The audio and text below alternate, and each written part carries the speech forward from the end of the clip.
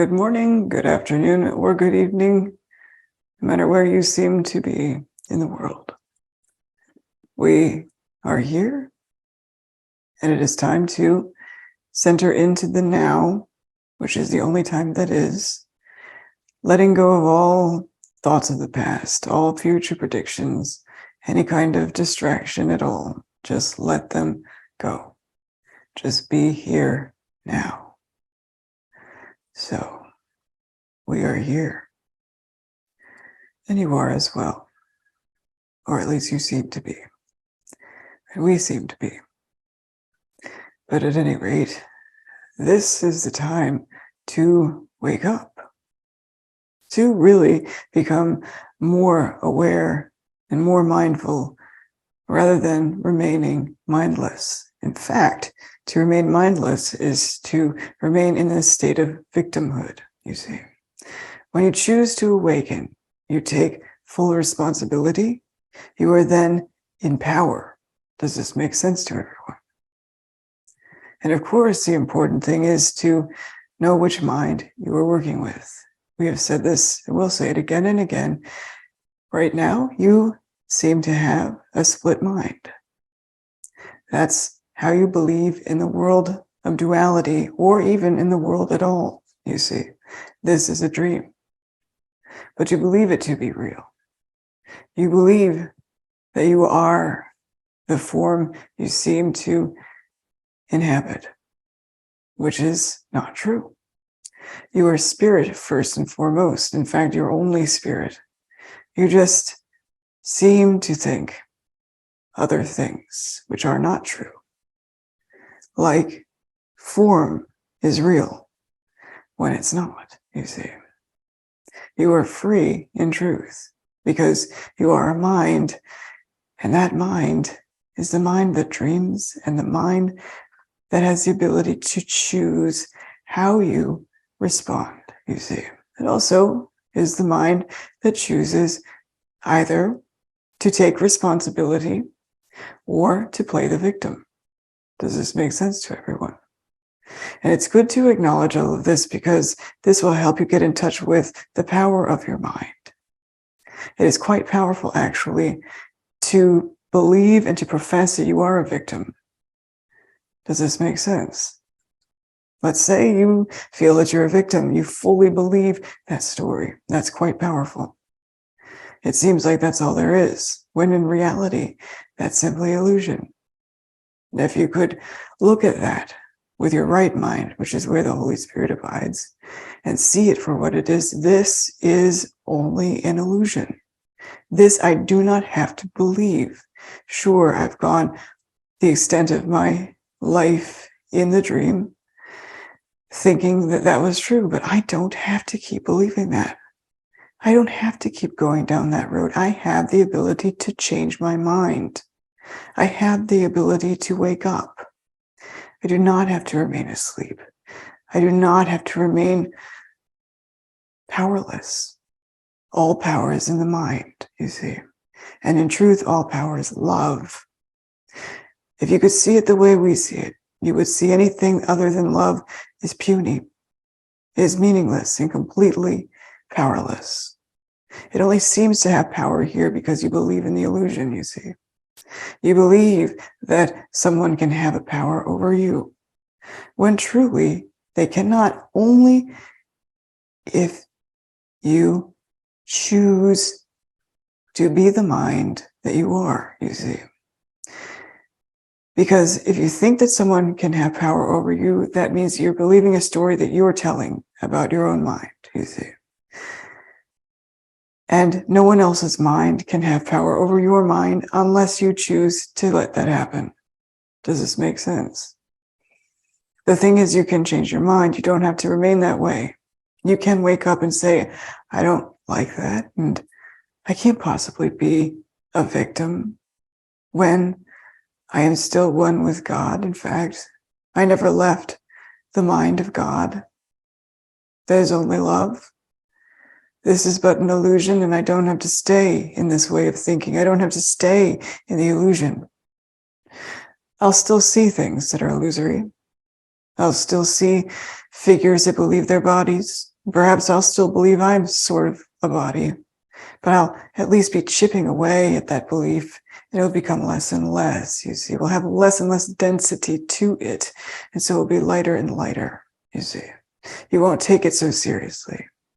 You'll see that this was a mistake. All mistakes can be corrected when given to the Holy Spirit, when you change your mind. So, like we were saying, in duality, you have two sides to your mind. Your right mind, which is where the Holy Spirit abides. Your wrong mind, which is where the ego, which you made up, seems to be, you see. And all of its foolish thoughts, foolish lies and stories, you see. So you're always deciding between the two. Are you going to go with the habitual thinking pattern of the ego, or are you going to wake up and let that go and take power over your own mind and say, I don't have to live like that anymore. I don't have to listen to that thought anymore. I can choose differently. I am not a victim of circumstances outside of my own decision. All situations you find yourself in is, on one level, a decision you have made, you see. No one has thrust anything upon you. There's always an agreement there where you have said, yes, I will take on that part, or I will let that happen to me. And sometimes it's because you see in your script that you have written, you wrote a script before you came in here, that this one will help me with my atonement path, you see. Maybe some other people will think it's crazy, and I will think it's crazy, I know that. But really, this, in some way, will ease something within me, you see. It will correct something in my mind. Does this make sense? You might not even feel that until you once you leave this plane of existence, you see. Does this make sense? So you might get a realization in the dream of this truth, and you may not. And that's okay either way. In the end, everyone comes home. So we are here. We know there's a backlog of questions from last time, and we know there will be more coming in. It's just an ongoing thing. We'll start with the questions left over from last time, and we are ready. The first question is from Grace. Grace asks, how can I see and hear angels, etc., the way Aaron Michelle does? I'm not scared at all, and I've asked God for this ability, but maybe it's not possible for me in this lifetime, and I need to let go of this request. I just think it would be super fun and interesting. Dear one, first of all, the thing you can let go of, and in fact, we're going to encourage you to let go of, is the thought you can't see them. You can't feel them. You can't hear them. That's a belief that can be changed, you see. So the thing is, they are not seen with the physical eyes. Sometimes they are. We're in awareness that there are some that can. But mostly, it is seen within the inner eye, you see, within your mind. And actually, even with your physical eyes, that's the thing happening in your mind too. So we'll put that in there too. But really, these things are perceived, not physically seen. Does this make sense? Yes. Wonderful. So the thing to do is to stop seeing yourself as separate from that which you want to perceive. Does this make sense? Yes. Okay, let's say you want to see an angel, which means you want to perceive the presence of angels, and they are all around you. In fact, they are in you, and they are with you and one with you. That's how you really want to think of it. I am one with angels. The angels are one with me. How can I not, at some point, perceive their full being, you see? And then you've also got to lighten up on yourself, because it does take time and practice to be able to perceive in this way. That means let go of the thought of form and all of that. You may or may not see them in form, but you will perceive them in some way. You may not hear them through your ears, in fact. We'll tell you the channel doesn't hear them through her ears, and she doesn't perceive them with the form, you see, but all in mind. You see, the voice, just like the voice for God, is not a voice that you physically hear, but it's like a thought, a higher thought, you see, with a quality of feeling, which is the quality, the essence of God. Does this make sense? Yes. So that is how you will perceive this. Practice this and remind yourself, I am not separate from this experience. I'm one with this experience. You see. Thank you so much. You're welcome. I love you so much. I want to give you a big hug. It's so frustrating. Well, just feel this. We are hugging you right now. Oh, you're my favorite person. Thank you. Well, we love you. Thank you. Okay, the next question is from Nina. And let's see. She asks, Dear Jesus, have you any words of comfort for my family? Last week, my daughter was told that her baby girl's heart had stopped beating. She was 7.5 months pregnant. 3 days later, she was induced and gave birth to her baby girl. She looked so perfect. In her grief, she knows she has to accept what is. She said through her tears that it just wasn't meant to be. She is so grateful for all her baby girl gave her already, and I am grateful my daughter knows this in her heart. She is not an ACIM student, but knows what I believe. I believe that little Mia just didn't need to be born at this time, but I want to understand more. At what point does the eternal being's soul enter the body? I know we are all surrounded by the love and light of God and our angels. So, of course, we're here and we want to help you understand all that this entails. And also to understand that it happened the way that it did, because that is what was meant to happen, you see. The thing is, everyone writes a script. This was part of the script, not just for your daughter, not just for you, but also for Mia, you see. And who knows what that's all about, really. Just everyone has their own atonement script, you see. And that was part of hers.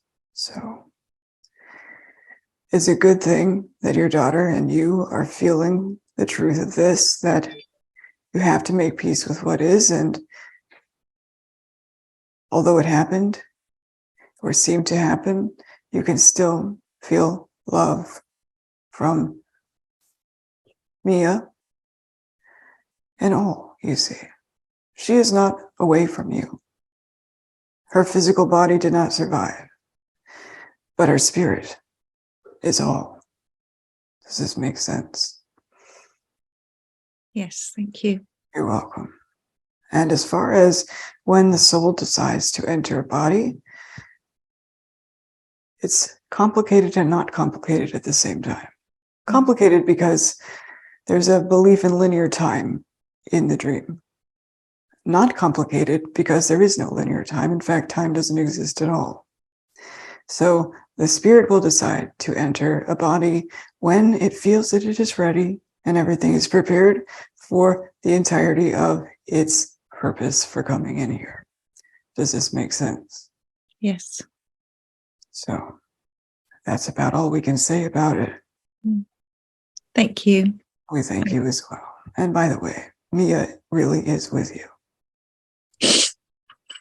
Thank you. You're welcome. She loves you. Thank you. You're welcome. Yeah.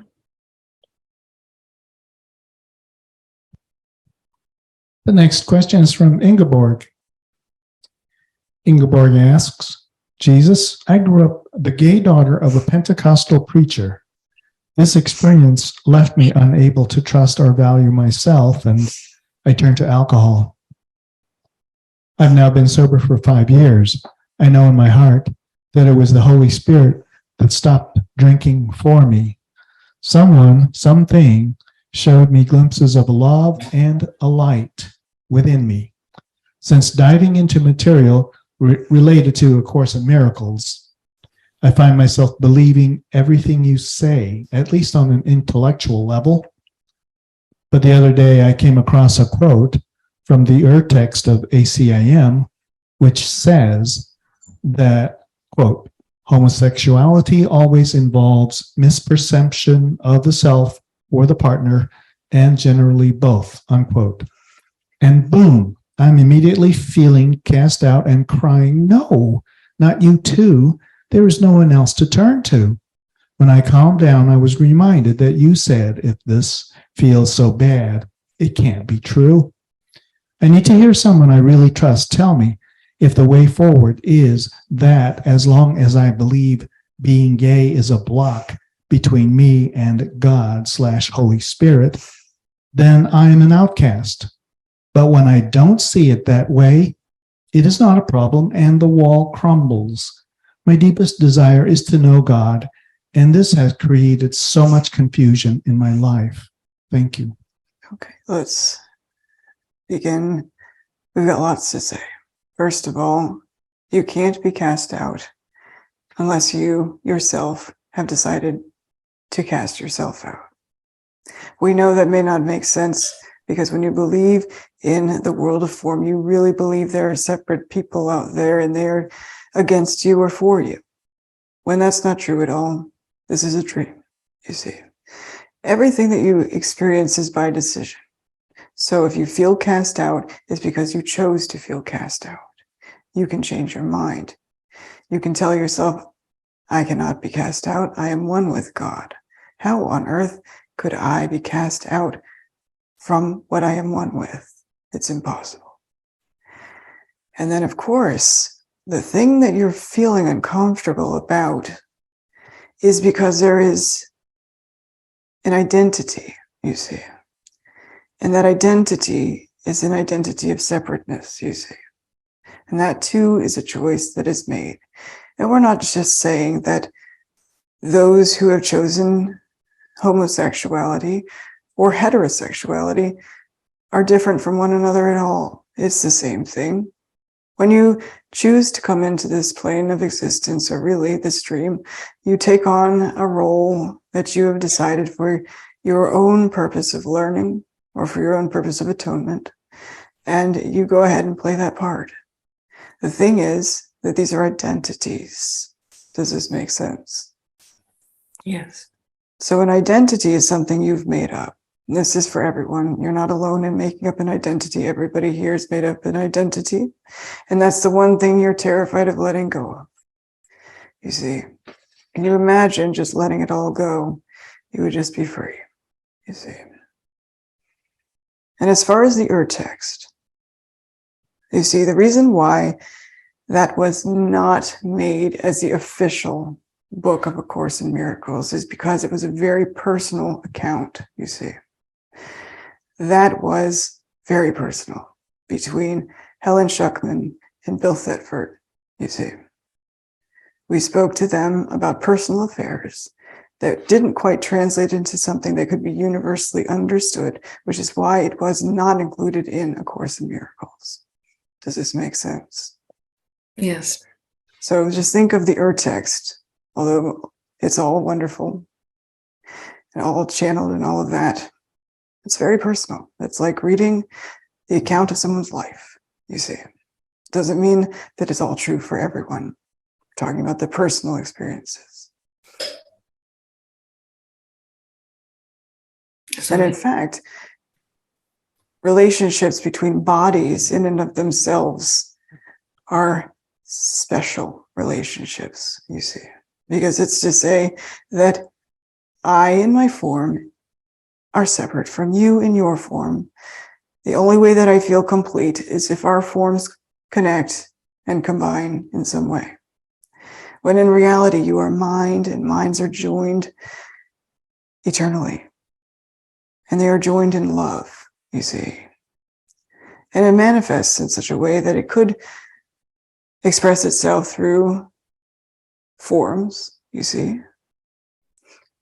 But a holy relationship is one where you know the mind of the one you are with and your own mind, and that you are all one, you see. And that bodies do not matter and bodies are not who you are. There is no barrier because you are minds, you see. And being minds, you are love. Does this make sense? Yes. Yes, it does. So, of course, the feelings you had, or may still have, in regards to what you were talking about, is quite normal to feel that way. When you believe in separation, you see. Believe in your wholeness, and you will not be touched by anyone's opinion of you. Because their opinion of you has nothing to do with your essence of who you are, you see. Your true self. Your soul seed, you see. Does this make sense? Yes. Yes, You it does. are pure, you are innocent no matter what. See, God doesn't pay attention to sexuality, but God doesn't pay attention to bodies. In fact, God knows nothing of bodies, nothing of sexuality, because God only knows oneness. Does this make sense? Yeah. So what you are experiencing only has to do with duality, only has to do with the dream. The way out of it is just to accept yourself as you truly are. You're having an experience. It's just a dream. And it says nothing about who you are at all. So Yeah. Thank you very much. you're welcome. Thank you. Do you feel complete? Yes, I do. Wonderful. Thank you. Thank you.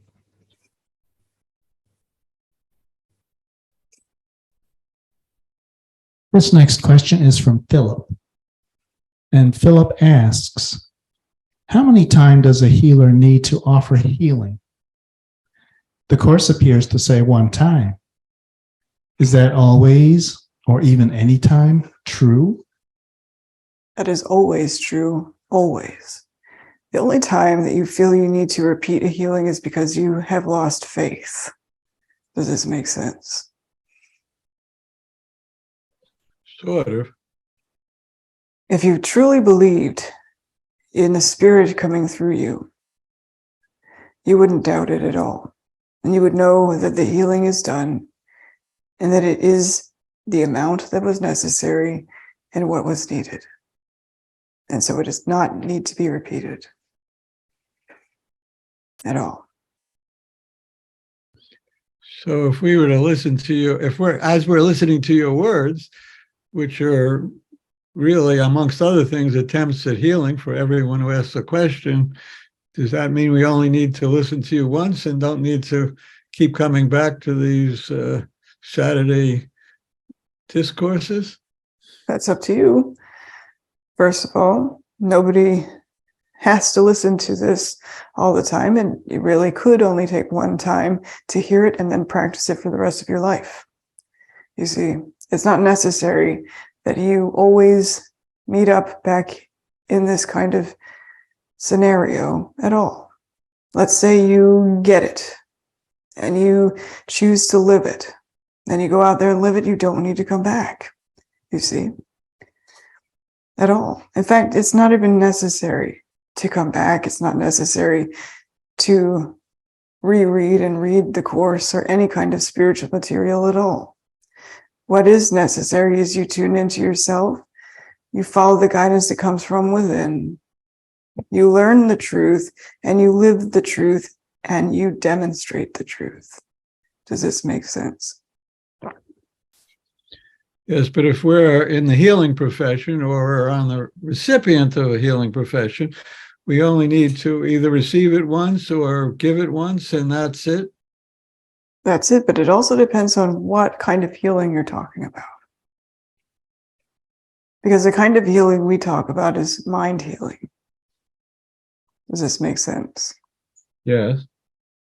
So once you learn the truth, you continuously remind your mind that you know the truth, that you learn the truth. And if your mind gives you something that negates the truth, you say to it, that cannot be so. This is the truth, you see.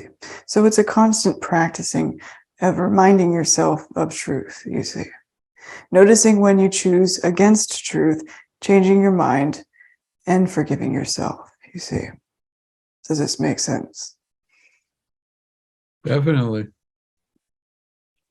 So that's the long and short of it all. Really. Thank you. You're welcome. And thank you.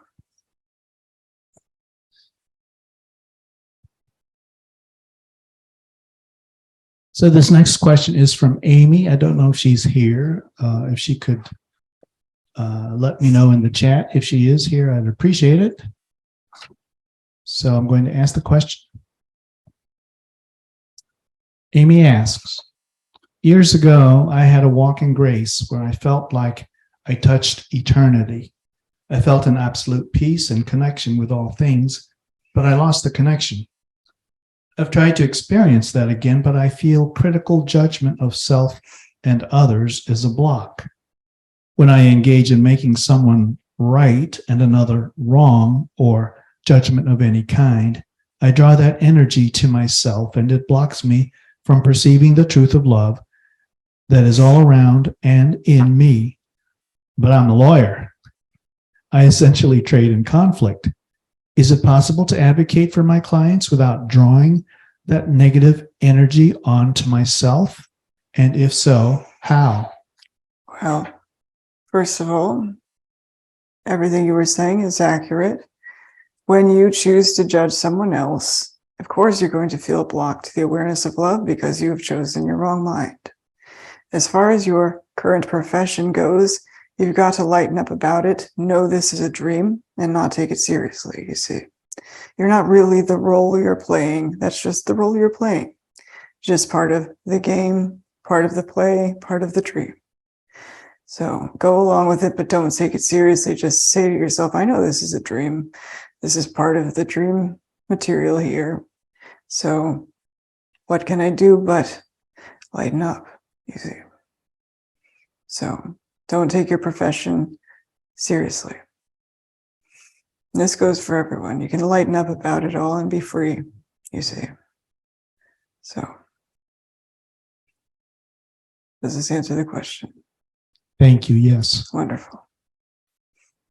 This next question is from Judith. And Judith asks, I fear that I'm not loved. I have had a sense of all my life that love on earth is not what we are all looking for. Now that I have learned about special love, things make more sense. But I've developed quite a bit of anger and hate toward the egos and personalities in this dream, mostly because I cannot find love and joy in their presence. I want to see more love and light, and I'm tired of being angry and feeling alone. How do I get to love, light, and joy? Well, first of all, you're not alone at all. Second of all, the reason that you are feeling the anger against others is because you believe that you're separate. You see, you believe the story is coming from the world when none of it is true, you see. And that's really how to experience the joy that is present, is when you realize that this world isn't real, you see.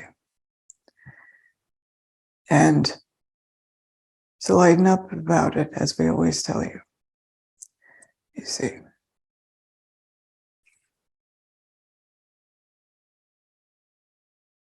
And there was more to that question. Perhaps we are leaving some things off. Please read it again. How do I get to love, light, and joy? Well, that's right. We wanted to tell you can't find real love in the world. You can't, because there is not real love here, meaning that real love does not come from the world.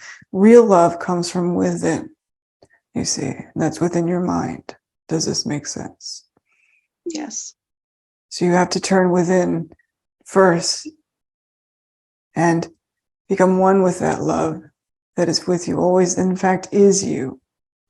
And then you can look upon the world and see everything as either a call for love or an expression of love, you see. And the anger is coming from your wrong mind, because it's the mind that tells you what you are perceiving is real, when that's not true, you see. The frustration is that feeling too, you see. Believing something that isn't true. And you can change your mind, you see. I don't have to feel this way. I don't have to judge. In fact, it is judgment as well that brings that anger up in you. Judging anyone for anything. You see, you want to let all of that go. Turn to the Holy Spirit for a new interpretation. You always know you are not interpreting rightly when anger is involved. Does this make sense? Yes. And now we are not saying don't ever get angry, because there are things in the dream and in the world that can bring up feelings of anger, and it's almost normal for that to happen, you see. But the thing you want to do is, rather than hang on to the anger, you want to look at it and say, all right, this is a misinterpretation. This is not the true reality. The anger might seem to be there. I don't have to continue to align with the feeling of anger. I can look at it and begin to question that thought. And in doing so, loosen the hold I have on the anger. Because a lot of the time, you see, you feel that the anger has a hold on you. But really, you are the one, because you are the mind thinking the thought, making the decisions. You are the one that's holding on to the anger. When you can, in fact, being that mind, let it go. Does this make sense? Yes. So do you feel this answers your question? Very much. Thank you. You're welcome.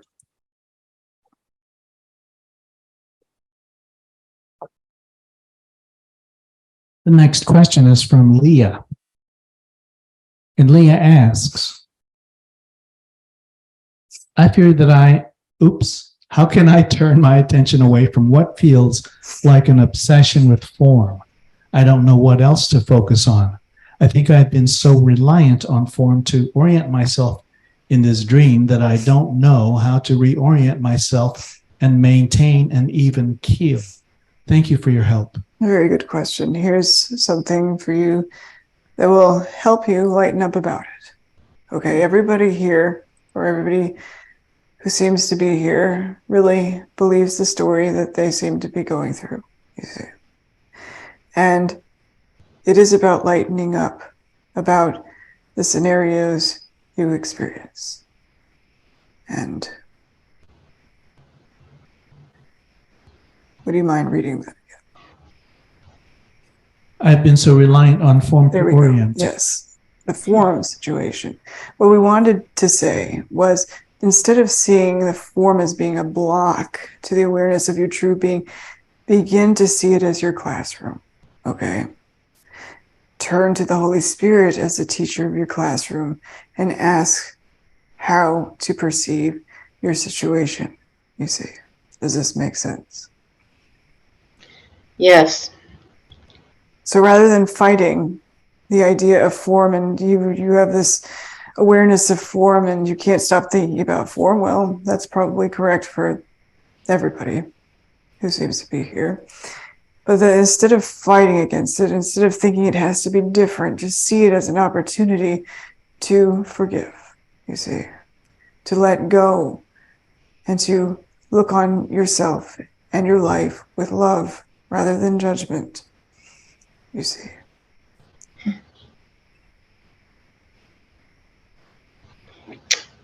Yes, I think I see. Wonderful. You see, there is an idea that things should be different, meaning your experience should look like this rather than how it does. when in reality it looks the way it does because that's the thing you need to go through in order to let it go, you see, in order to forgive. So.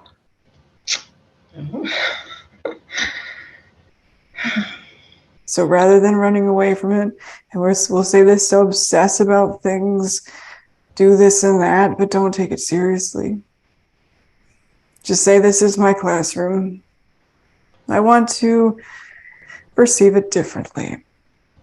I want to listen to a different teacher rather than the judgmental, critical teacher that the ego is, you see. So, Okay. Yeah, that's very helpful. Thank you. you're welcome. So lighten up, be easy about it, and love.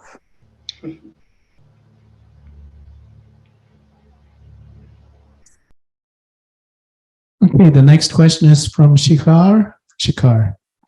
And Shikar asks, how did you get so good with parables? And how did you come by your outstanding wisdom, not to mention spiritual gifts like your mastery over mind and matter? I wonder how to progress and get there. And I'd love help with the things I tend to be working on, which are old patterns of thought which seem obligatory, healing from conditioned disempowerment, and maintaining a decidedly positive and faithful state with much love, appreciation, and respect. So first of all, how did we formulate these parables and how did we come to the wisdom that we had? Well, once there was an awakening, you couldn't let it go, you see. So once the mind knows itself, wisdom simply is. Meaning it's not something that I made up on my own. I didn't say, well, that just sounds so good. What a great parable. But really, this was wisdom. Here is the way to translate it in such a way that will be understood by those I will speak to, you see. And the thing is, I didn't see myself as separate from those I was speaking to. We are one. How do I reach those I am one with, who are asleep but want to wake up? How do I reach them? And then a series of parables came through, and those were shared, you see. And it wasn't anything that I had to work towards. In fact, you want to get rid of the idea of, I want to work towards that. You already have it in you. You are that you seek, you see. So it's really about tuning into yourself and really getting to know yourself on a deeper level, beyond the body, within the mind, you see. Some speak of it as within the heart. You can also use that too. We speak of it as within the mind, but it's the same thing. So, does this make sense? Yep. And as far as helping you out with the things you're working with, work with it with a lightness. See the things you want to change and be willing to make the changes that are presented to you. Does this make sense?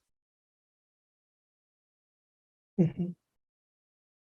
So What do you mean by changes that are presented to me?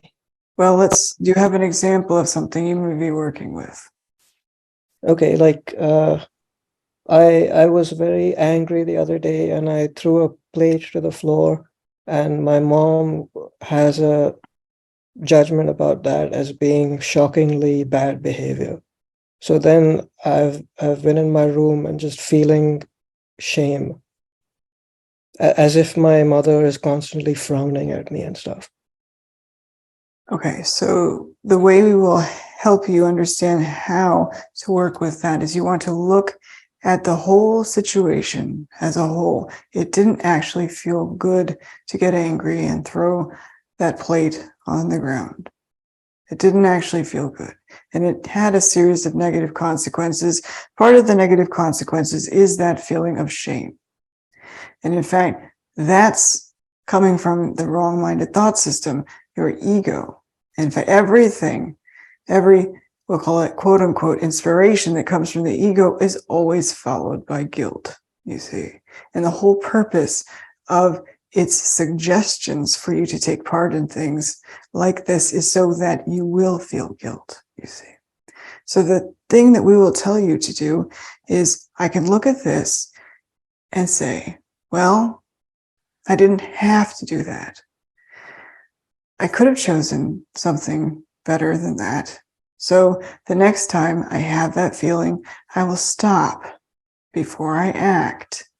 And I will say, Holy Spirit, help me to see this differently. That even comes down to an emotion you may feel. Holy Spirit, help me to see this emotion differently. What is this really saying? You see, the Holy Spirit will say, what part of your mind is this coming from? If the emotion feels peaceful, non-judgmental, all loving, then that's coming from your right mind. If it's a feeling of aggression or a feeling of victimhood or hatred of any kind of negative emotion, that's always coming from your wrong-minded thought system. So you want to be wary of the actions that stem from that way of thinking. Does this make sense? Mm-hmm. So it's always, you want to look at the actions that you might be about to take and say, what are the thoughts and the feelings beneath the thought of that action? Meaning, what is the content of that action? The action is a thought, you see. So you want to see what's under that thought. Is it love? Is it even a feeling of peace or a feeling of calmness? Or is it a feeling of, I want to get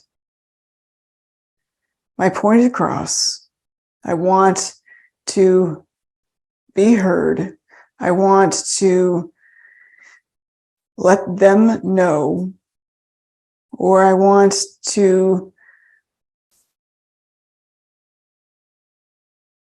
feel right in some way.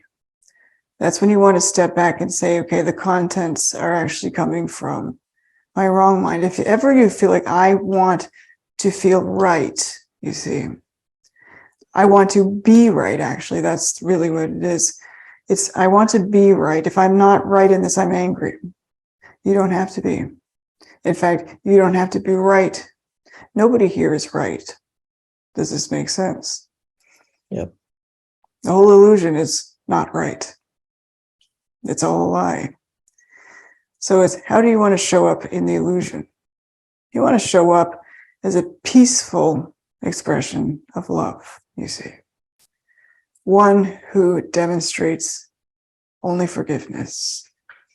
That's what you really want. So you practice seeing from that point of view rather than the point of view of aggression, the point of view of your ego. So. And when I don't feel that I am given forgiveness. The thing is, you are forgiven. You see. You already are forgiven. The thought that you are not forgiven, that comes also from your wrong-minded thought system, because that's its purpose for you as well, wanting to keep you separate. You are forgiven. You have been forgiven. Everyone is already forgiven, you see. So you just have to accept that. I find that hard to feel because it feels like there's someone out there who holds a negative view of me. And that's the thing you got to look at and say, it doesn't matter. You see, who cares what somebody thinks about you? If somebody has a negative outlook about you, they don't know you. They don't know who you really are, you see. And you can laugh and say, that's just silly. That's completely absurd. And if they don't like me, that's an opinion. And I don't have to listen to an opinion. Opinions only come from egos. You see. But it also hooks into confusion that I have whether or not this thing is actually true. The thing you have to do is, this is not true. That's what you need to do. Instead of allowing yourself to think, is this true? The feeling of what someone else thinks of me, instead of allowing yourself to contemplate whether or not it's true, how they feel about you, you want to say, it's not true because they aren't thinking about who I really am. Who I really am is love, you see. And who they really are is also love. And in this, we are one. You see, and so if there are opinions about you, that comes from a state of separateness and therefore cannot be true. Does this make sense? Mm-hmm. Yeah. So, Thank you. Thank you.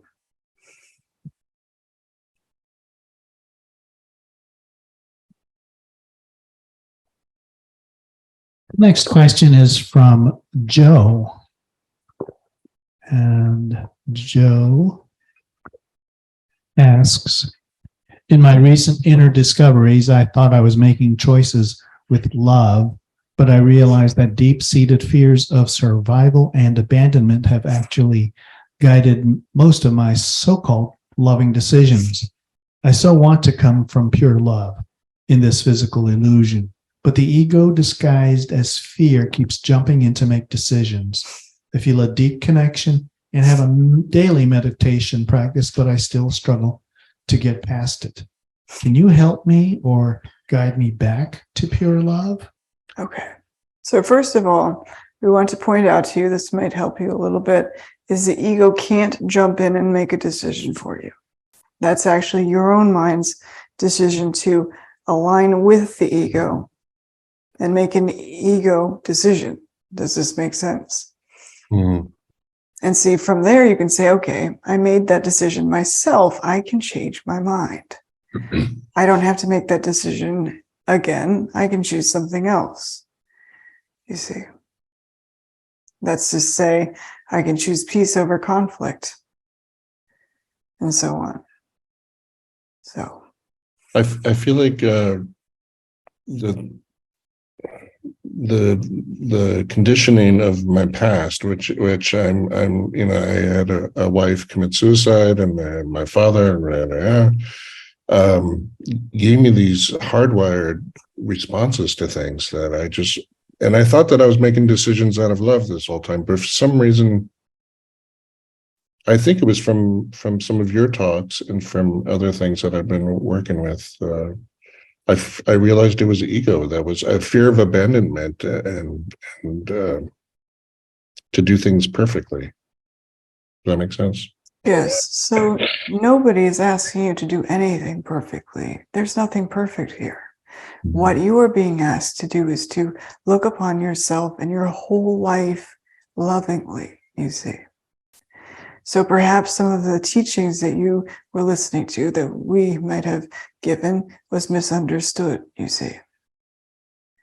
What you want to do is love yourself no matter what.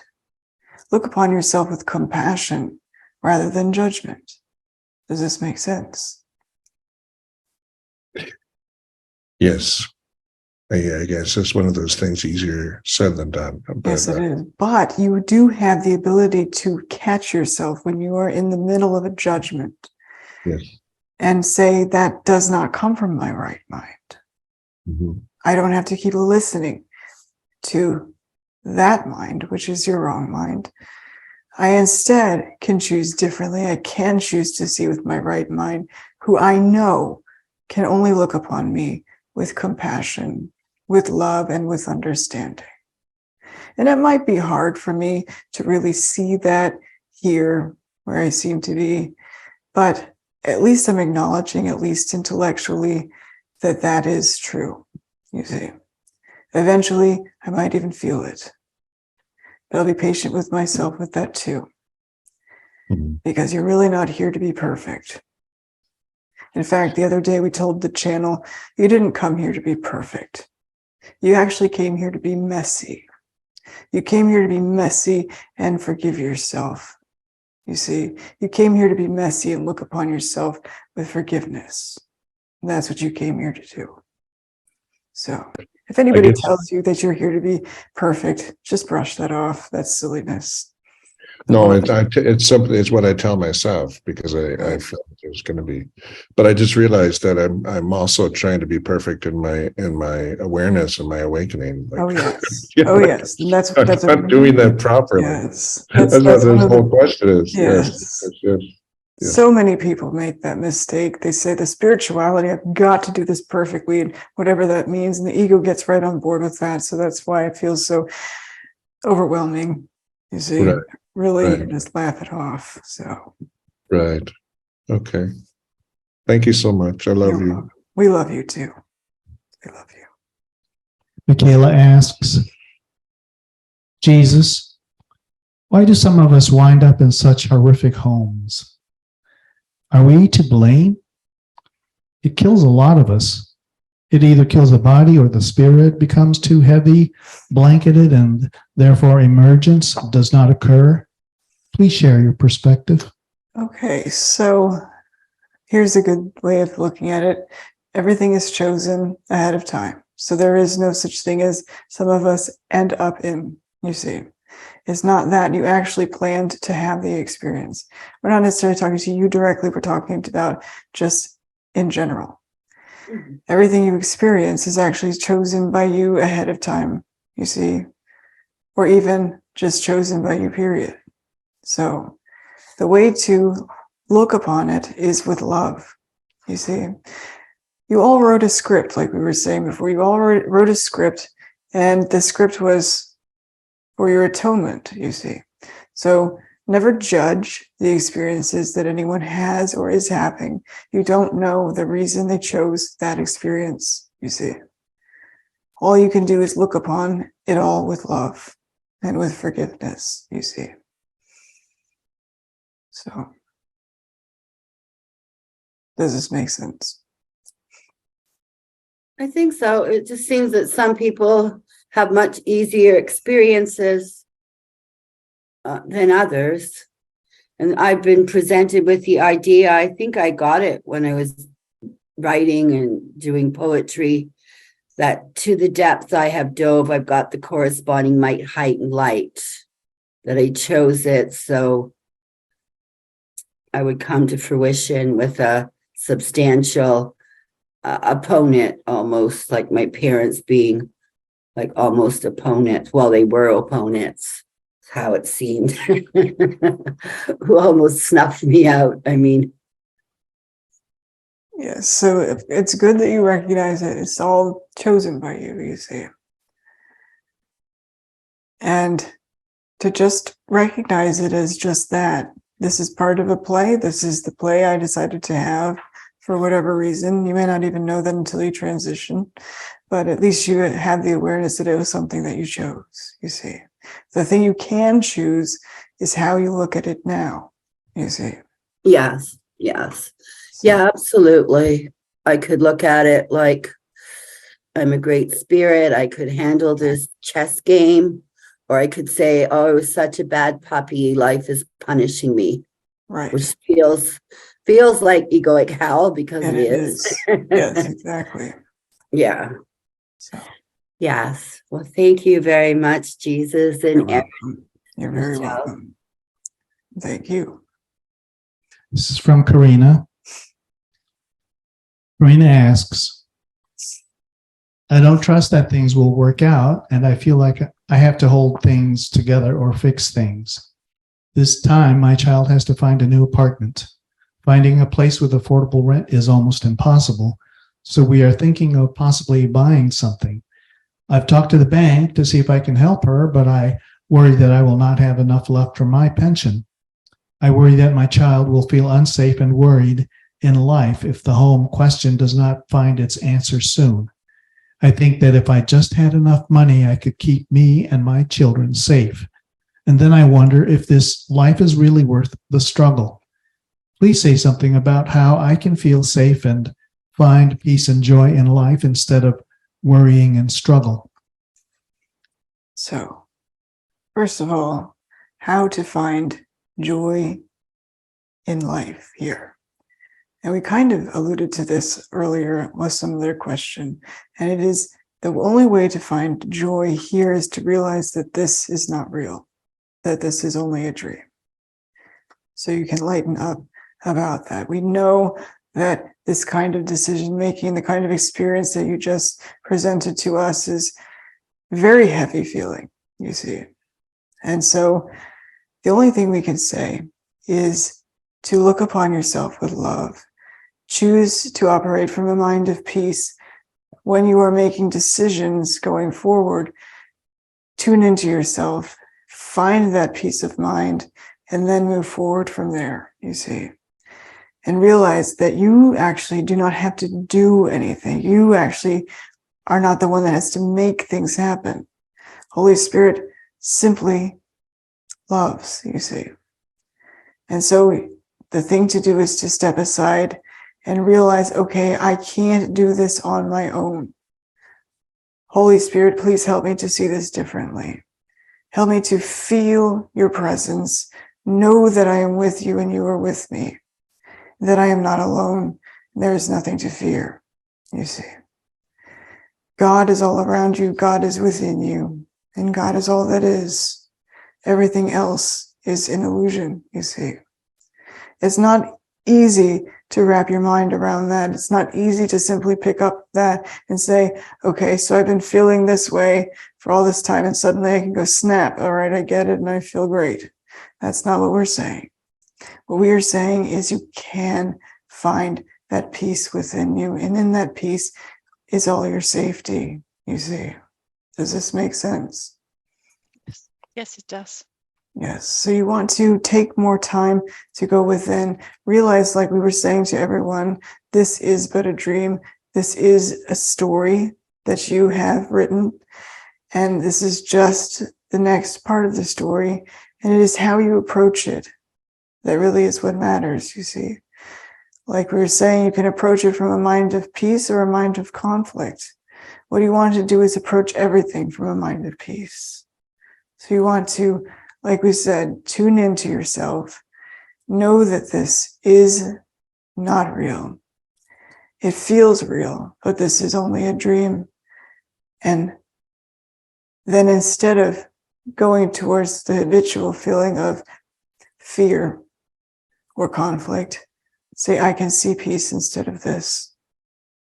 I know there is peace instead of this. I know that I'm not alone. Holy Spirit is with me. And in fact, the Holy Spirit is in me, in my mind, and in all. You see. And there is only love. Does this make sense? Yes, thank you. You're Thank welcome. you. We love you.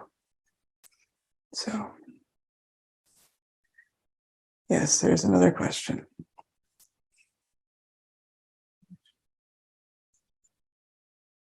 No. Okay, this next one is from Laura, who's not here. And the question is, Dear Jesus, I've had depression since the 80s, and it seems to come and go now that I'm a student of ACIM. When I'm not depressed, I'm so grateful, and I'm less aware of my body's struggle with some kind of motion disorder. I have muscle contractions from which I can't find help from doctors. A few days of ease happen, and then it all roars back in. I give my struggles to Spirit, and I pray and read the Course. I know this is all a choice I made, but I'm just tired of the hurt in my body and gut-wrenching sadness. Can you guide me to a less stressful path than this? I love you. I'm listening. We love you too. And the only thing that we can say to you is to look at it differently. You see, the struggles that you experience in the form is not about who you really are. The sadness that you might feel is not who you are, you see. The sadness that you may feel is coming from the thought that you are other than you are, you see. And so look upon that sadness with forgiveness. Look upon the situation you may be experiencing with your form, this motion sickness, or what you were saying. Look upon it with compassion, you see, and just accept it, meaning make peace with what is. It may not feel easy, but that is the only thing that you can do, you see. Rather than fighting against the experience, just accept it and say, I can love myself. I can love myself, no matter what.